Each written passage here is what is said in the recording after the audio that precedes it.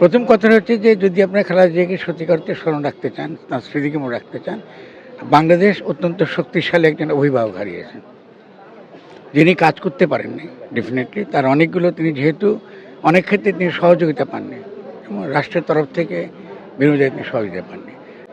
খুব সংকটময় সময়ে তার হাজির হয়েছিলেন তিনি, এবং সে সময় তার সঙ্গে আমার স্মৃতি সবচেয়ে গভীর যে দিকটা সেটা হলো এই, আমি প্রথম থেকেই তাকে তার পক্ষে ছিলাম। প্রথমত একজন নারী এবং যে রাজনৈতিক অঙ্গনে বড় হন,